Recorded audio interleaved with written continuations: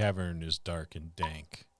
The sounds of dripping water can be heard echoing through the cavern as you... I gotta go to the bathroom. Yeah, me too. It's damn water sound. Yeah, you're right. I got next.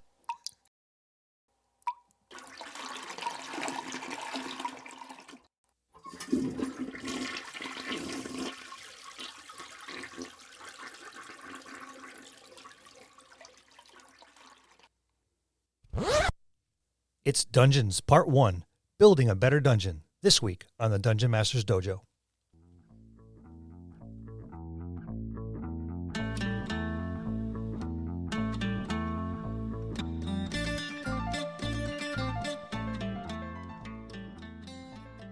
Hello, and welcome to another episode of the Dungeon Master's Dojo podcast. This is a show for game masters and players alike. We hope to bring you tips and tricks to elevate your game and develop the art of dungeon mastery. I'm your host, Louis Aponte, and these are your Dungeon Masters, Scott Labby and Bill Robotile. Let's enter the dojo and see what they have in store for us today. Hey, but where'd Scott go? He's still in the corner peeing away. Well, we'll wait for him to get back. Old bladder, large prostate. A prostate is fine. And Lou, you gotta write me a scroll on that summon laboratory spell. Holy crap, that's awesome. We'll get that done. I need that one. Dungeons. Everyone loves dungeons. Yeah, but you know what else everybody loves? Do tell. Giveaways of epic proportions. Oh, I got something to say about that. I'm sure you do. We are continuing to hold our giveaway of epic proportions. Everything you need to get started running games. 4 dice trays, 12 complete sets of dice, 4 traditional Crown Royal bags, the D&D Essentials Kit, the D&D Starters Kit, Horde of the Dragon Queen D&D Adventure, the Young Adventurers Collection, Nerdarchy's Out-of-the-Box Encounters, Brass and Steel Steampunk Tabletop RPG, OSR Greats The Rat Hack, Into the Odd, and White Box Fantastic Medieval Adventures game. But that's not all. The Curse of Strahd Revamped is included as well. This complete list goes to one lucky winner in the U.S. We realize we may have asked a lot of you initially, so here's the new and improved way to enter the epic giveaway. Simply leave us a message at thedungeonmastersdojo.com. You'll automatically be entered into the giveaway for a chance to win. After we receive 500 messages, we draw one lucky winner. We'll see you next time in the dojo.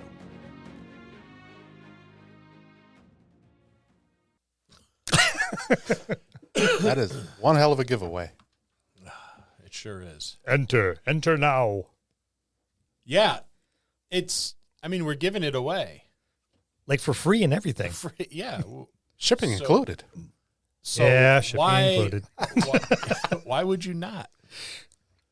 Lou will spend all kinds of different ways to spend my money. Yeah, that's. Is your mic in the right spot now? I think it is. We're off to a little bumpy start. It's today, early but in the morning. We don't usually it record is. in the morning. We normally record in the evenings. And Yeah.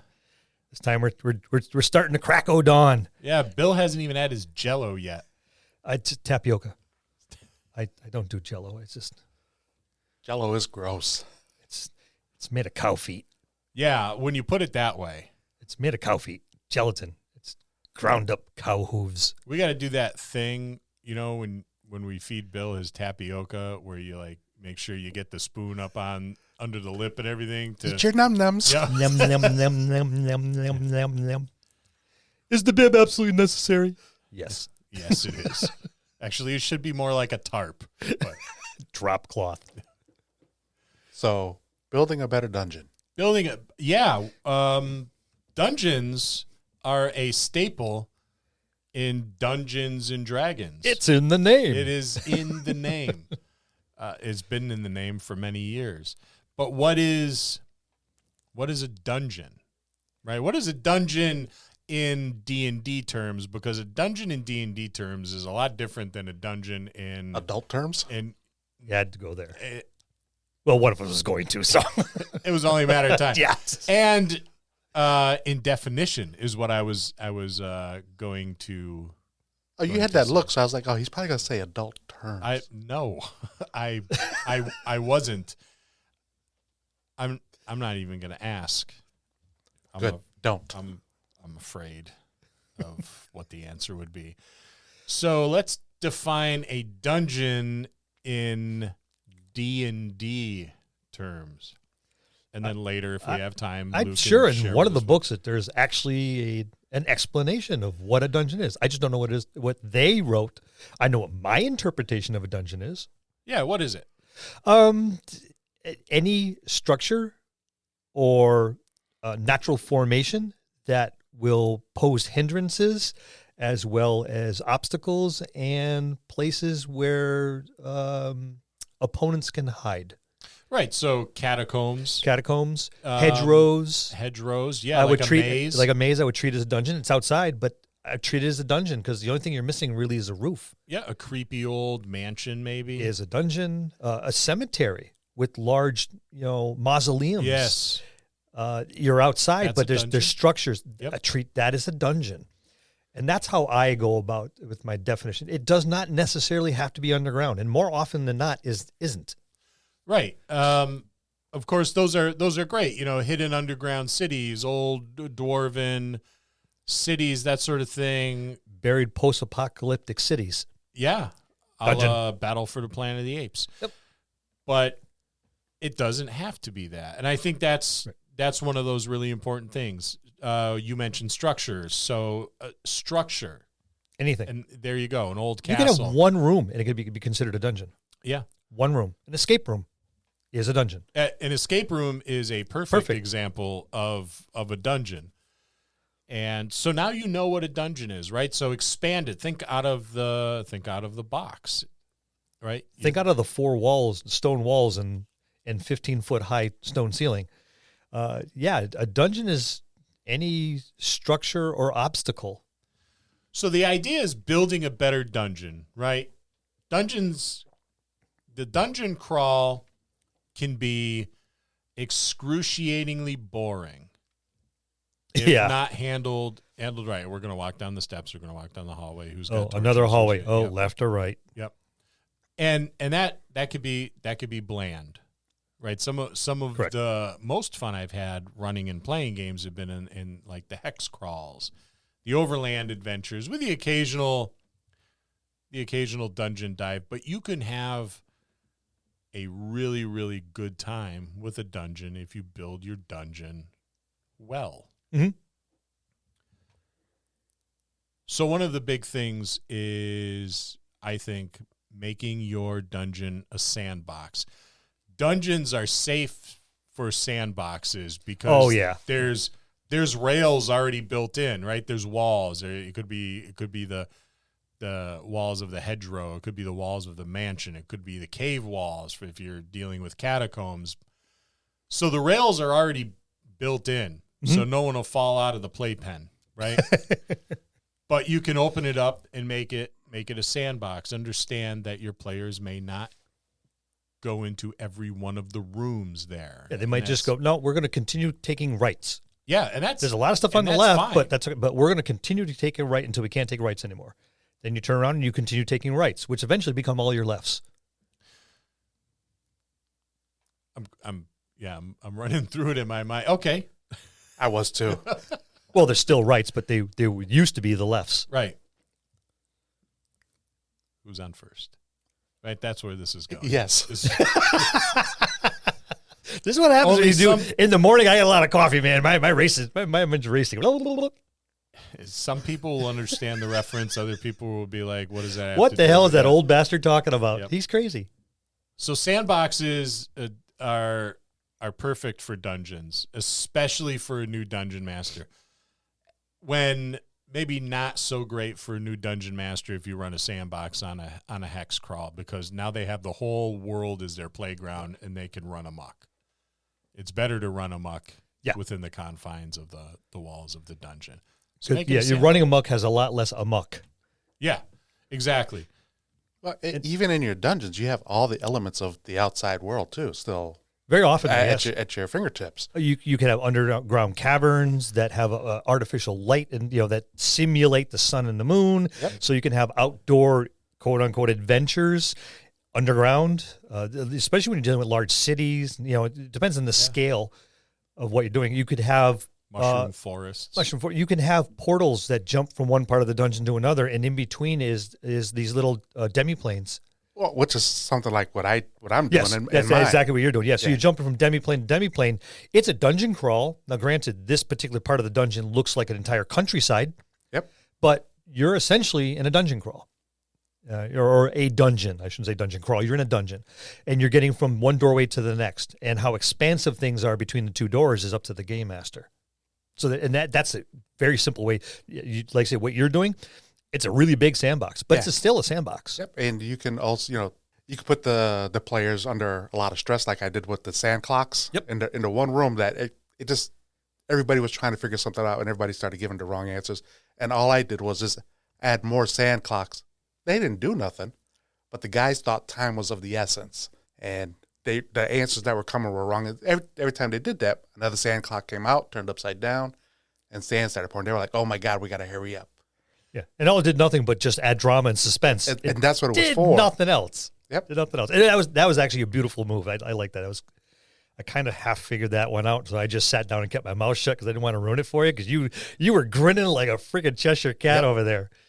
And that's a nice segue into our next topic, right? Yep. You want to promote a sense of unease. And when you are in a confined space, it's a lot different than when you're outdoors, and you have the sky and the sun and the moon, the stars. Places to hide and run to hide. Yep. There's a familiarity with being, outdoors. When you're in a dungeon, regardless of what kind of dungeon it is, maybe you're in the maze, right? But you can't see what's on the other side of the hedgerow. Yep. You can see the sky, you can't reach it, but you can't see what's on the other side of the hedgerow.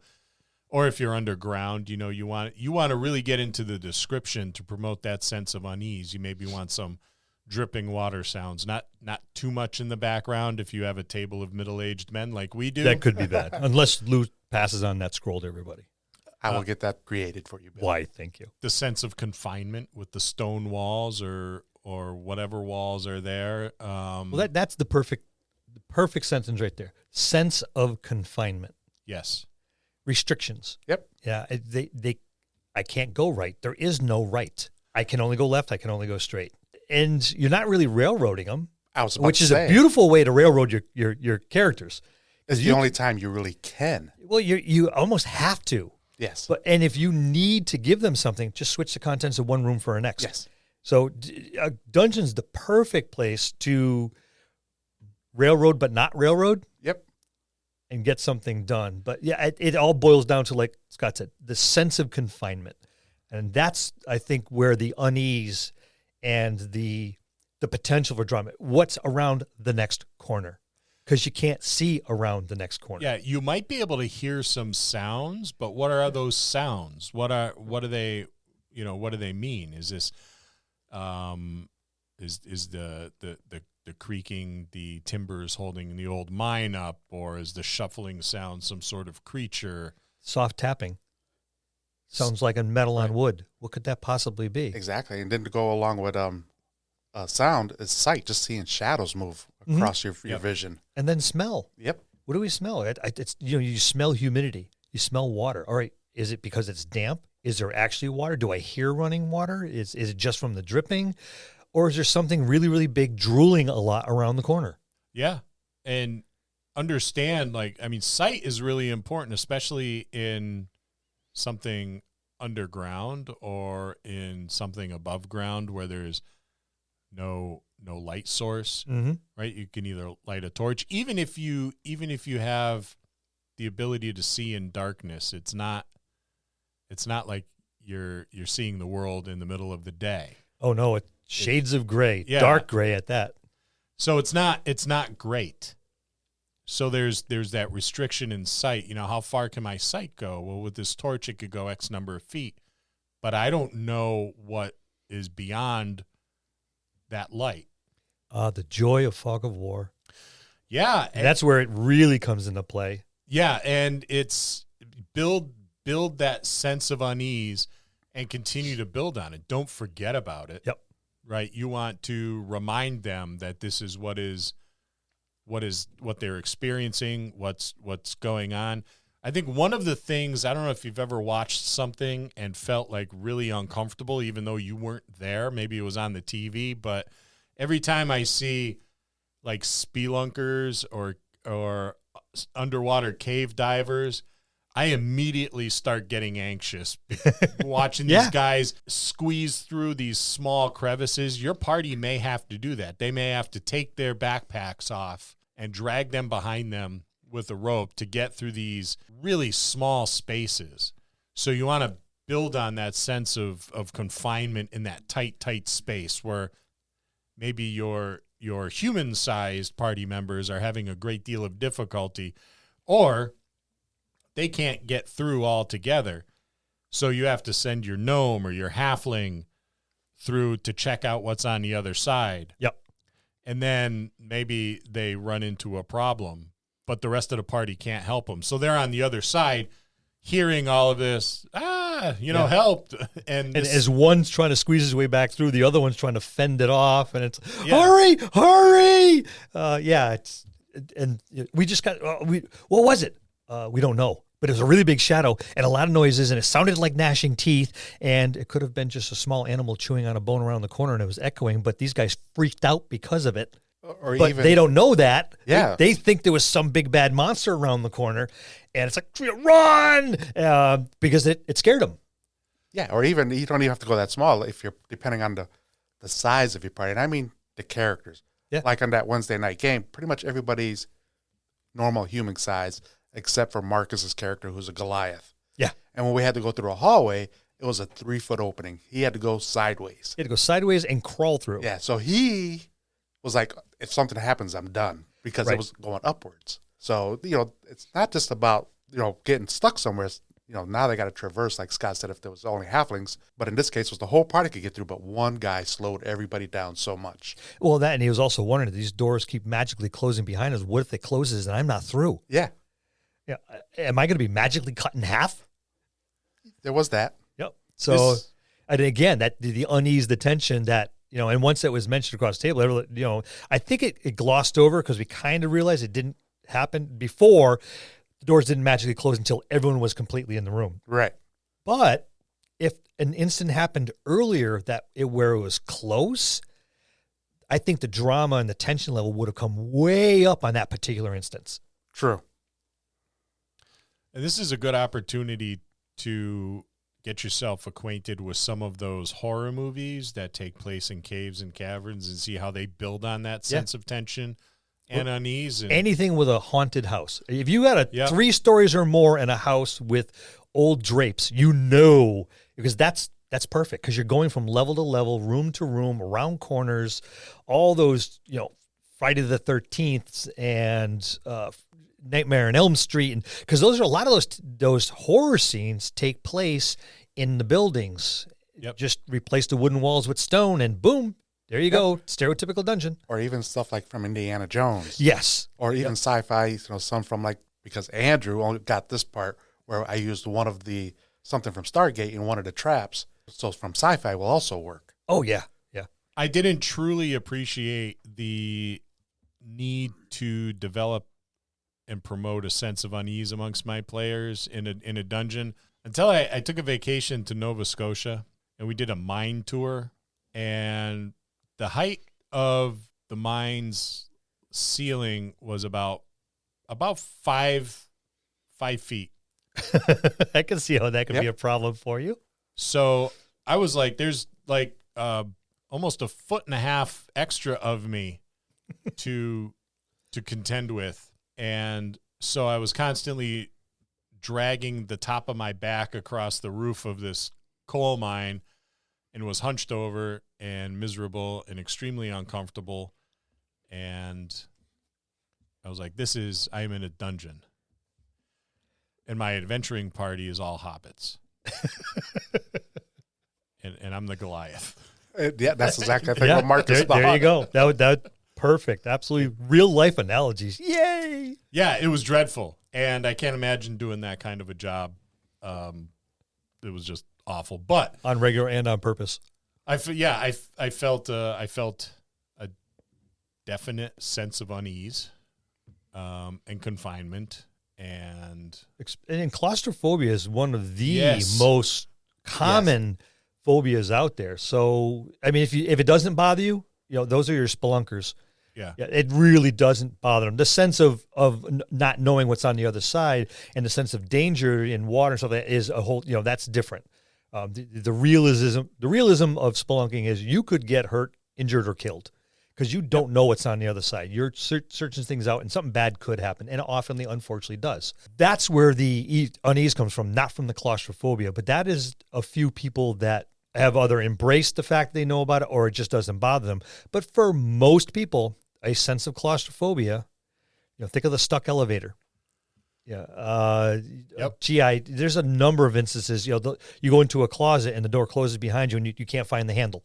And for that fleeting moment, I'm in a closet. There's a handle right here. But for a fleeting moment, you're fumbling around for it and you can't find it.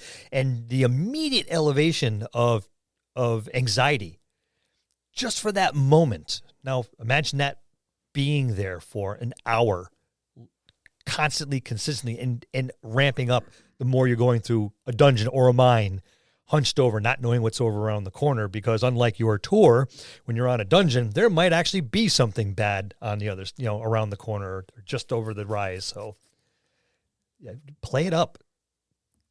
Stick with it. Describe it, but don't overdo it.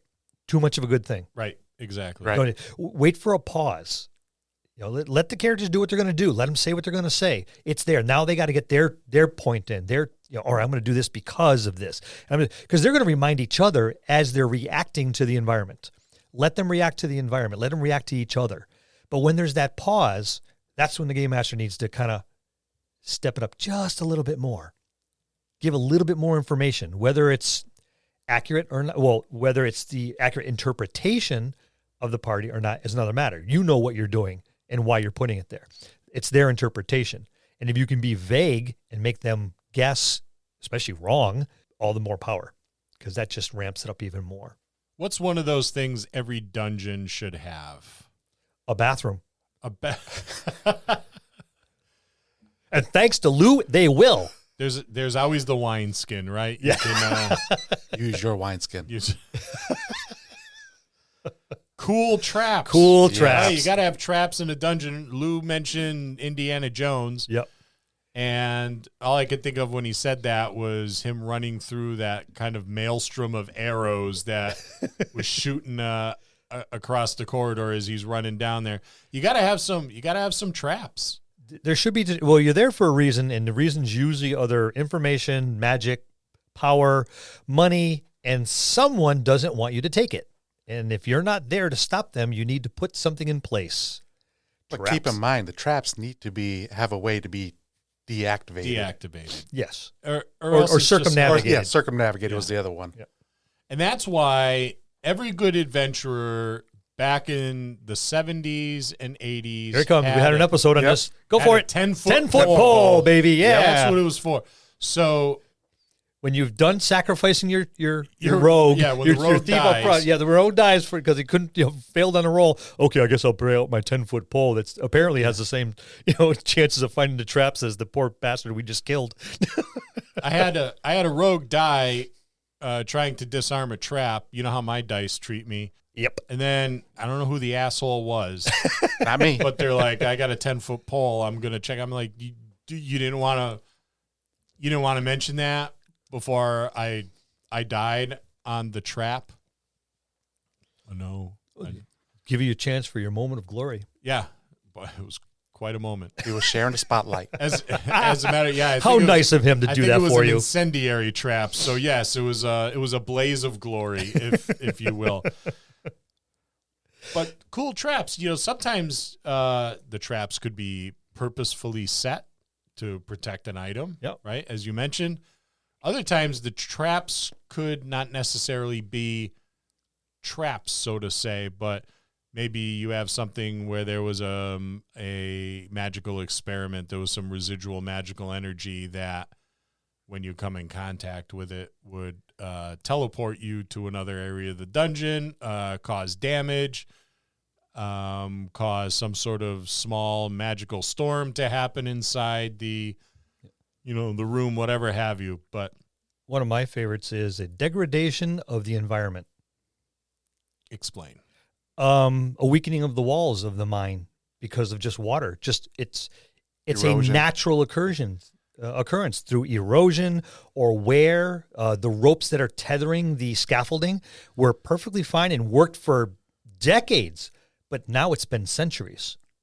Yeah, if you're going into an old place like that, things are going to fall to disrepair, and they're going to essentially become traps. They're going to a dangerous circumstance. A simple degradation of the environment. Well, and look at it this way: if there's nothing wrong, that means somebody's there. If everything's in perfect condition, right, be wary. Hey, look, some of these lashings looks like they've been replaced, recently compared to the other ones. Yep. Okay, there's a reason why they're replaced because someone's using it or has recently. So is what you're after still there? Yeah, exactly. Or did they add more? Beware clean dungeons. Yes. Right, a clean dungeon. Clean dungeon is a dangerous thing. Cube somewhere floating around. Those things suck. Watch or listen to our gelatinous cube episode. Athcoids.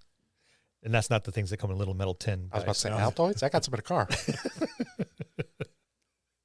All right, then we move on to the purpose.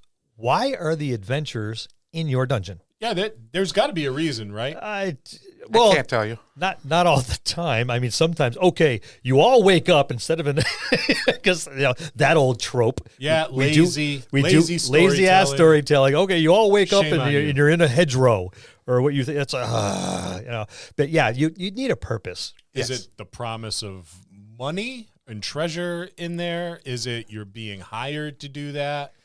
Is it necessity? A loved one needs something, and the only way to get it is through this particular obstacle? Or maybe that creepy abandoned mansion is better shelter than standing under the boughs of a tree while the storm is raging. Yes. Right? Purple lightning could be intimidating. Yes. So you end up in there, but and now you can't get out. Yeah. So you have to explore the place. But whatever the reason is, there should be a reason. And oh God, don't do you wake up and find yourself. Yeah. Or come on, give it some thought. You were drugged, you fell asleep, and you wake up on a ship, or you wake up, chained in a chain gang. Well, it's like, don't do that. Give them a reason to want to do it.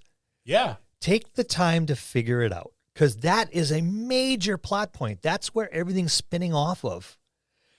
Incorporate it. Make sure they want to go, or at least have been coerced by some of the other player characters that want to go or need to go.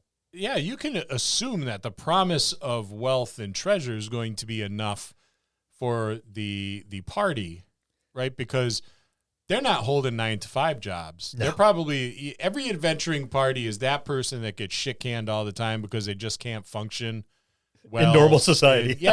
At the job. They're not, they're going to be like, you know what, who gives a shit?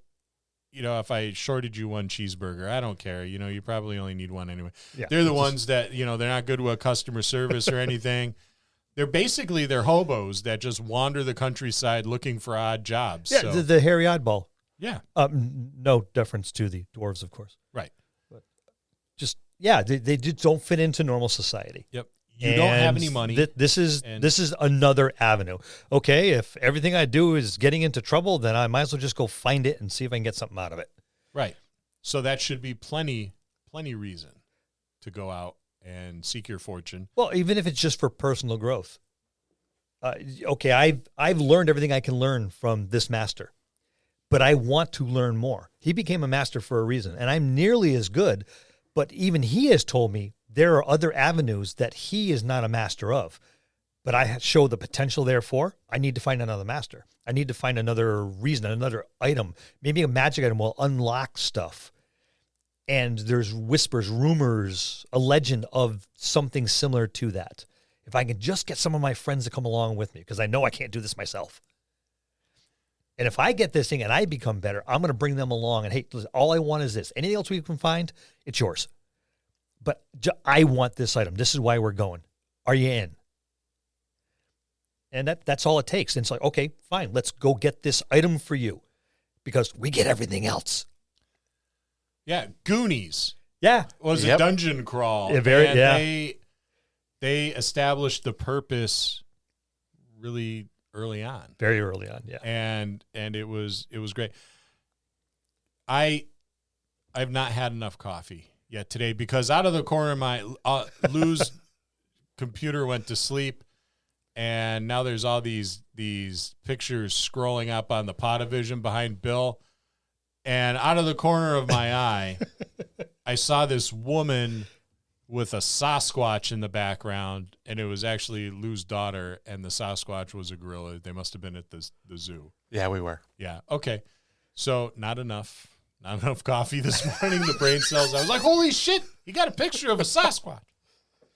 Nope. I wouldn't be sitting here. That was Lou in his fuzzy slippers and his pajamas. He's wearing his summer sweater.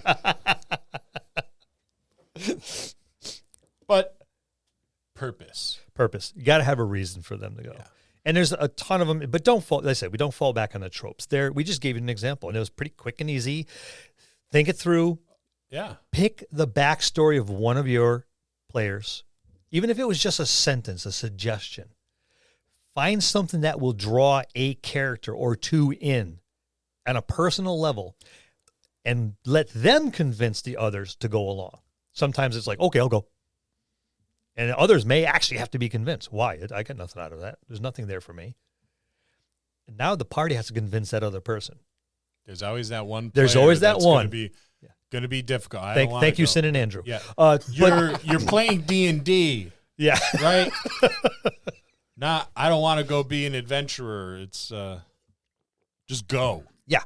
There's a certain cohesiveness with the group if you can get the group to convince the oddball to come along, as opposed to the game master going, oh, you're all there. You all wake up. Now let's talk about the conclusion, shall we? Every good story has to have a conclusion. And that would be the badass boss fight. You got to have a badass boss at the end. Something. Even if the badass boss is just a big old honking puzzle or the master trap. Yeah. The badass boss doesn't have to be something you're combating. Right. And I like to do this a lot. I like to put an obstacle that seems insurmountable. Do you remember the cavern with the oddball thing stuck to the wall, and every time you pick something up, the piece of stone that was holding it would retract? Yes. And you had to get from one door to the other, and the stuff was just this weird conglomeration of stuff. And they were constantly trying to figure out how to use these things to get from one side to the other. Because this tunnel that had no bottom, it was about 20 feet across. They had a very small platform, couldn't get a run and start, couldn't jump, couldn't fly. None of the magic would work, and it was just what they had on them and these obstacles on the wall. And it was like a 6-foot piece of wood staff and a 3-foot piece of chain and a 1-foot long giant wedge of wood. And I think it was. I have a list somewhere, and I've used it a couple times. And all it was basically a test of faith, because 8 feet down, there was a ledge you couldn't see. It was magically hidden. All you do is just lower someone down. You got to walk across and then jump back up. That's all you had to do.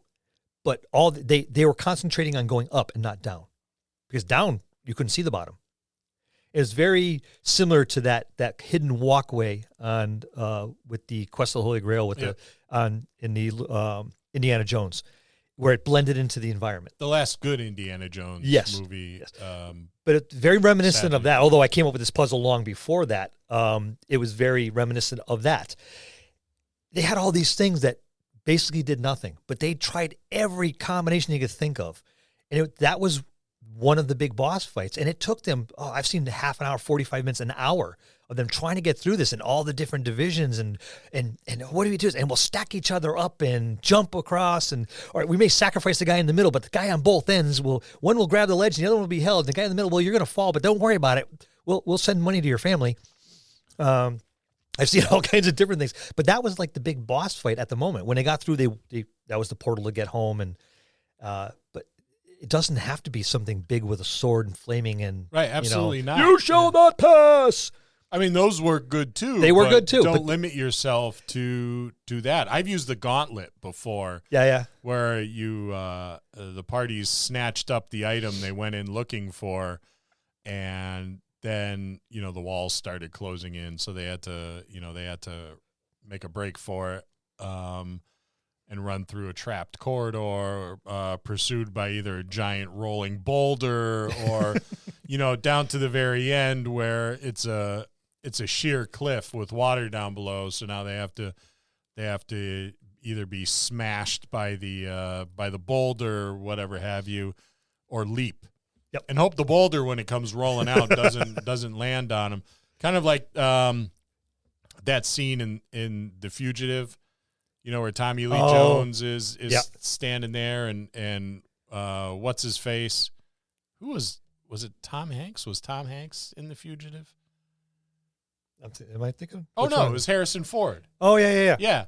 Harrison Ford dives out of that big sewer pipe thing into the water below, but it does not. But you have to have a boss fight. I use air quotes. A boss fight at the end, or else it's kind of anticlimactic. It's not. What's the point of making it to the end of the dungeon if there's no climax? Right. There's always, for it to be good, there's got to be something climactic. Well, the reason why you're there. We talked about the purpose. Yeah. When you get to the end, that's usually the most difficult part. Yeah, and too, in the old movies, there would be stuff like, Congo is an old movie now, I suppose, if you're a young person. But Congo, the lost city of Zinj, kind of collapsed under this volcanic kind of thing. So that could be your boss fight too. Just there's your gauntlet. Yeah, exactly. Get the hell out. I don't care about the bad guys. They're getting swallowed up by the earth, and so will we if we don't run faster than the guy behind us. And that's Dungeons Part 1, Building a Better Dungeon. We'll see you next time in the dojo. That's going to conclude this episode. Thanks for tuning in and listening.